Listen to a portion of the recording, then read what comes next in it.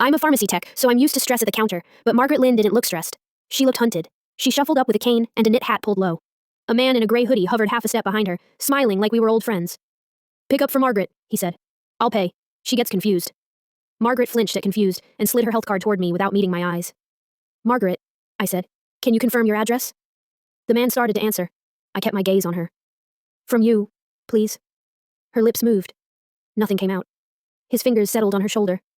"Go on," he murmured. I bagged her prescriptions and stapled the receipt on top. Margaret's hand trembled as she took the bag. Then she slipped a folded scrap behind the receipt and pushed the bag back to me as if I'd forgotten something. The man leaned in. "Great. Hand it here." I felt the paper edge. I smiled.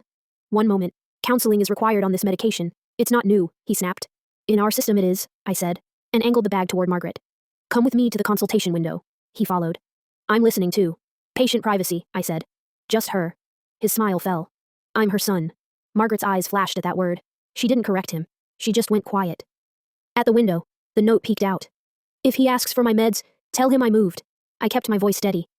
"Margaret, do you feel safe leaving with him?" A beat. Then she whispered, "No." "Is he allowed to pick up your prescriptions?" She shook her head fast. "He took my phone.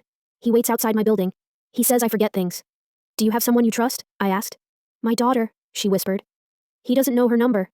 I nodded once. "Okay, we're calling her."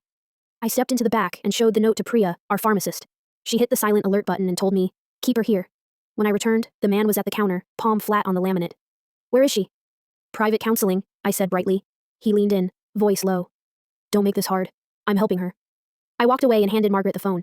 Her hands shook so much I dialed for her. Her daughter answered on the second ring. The moment Margaret rasped, "It's me!" the voice on the other end cracked. "Mom? Stay there. I'm coming." The man saw the call and his face tightened. He reached over the counter, grabbed the bag, and turned toward the exit. Priya stepped out. "Sir, you can't take that. It hasn't been released to you." "She said I could," he snapped, lifting the bag like proof. Margaret's voice turned sharp for the first time. "No. Put it down." He froze, then tried to laugh. "See?" Confused. That's when two officers walked in. The man's smile vanished. Security blocked the door as an officer caught his wrist. They separated him from the bag and asked for ID. He gave a name that didn't match his story. One officer stepped aside to run it. When he came back, his tone changed. "You have an outstanding warrant," he said, "and you're not related to her."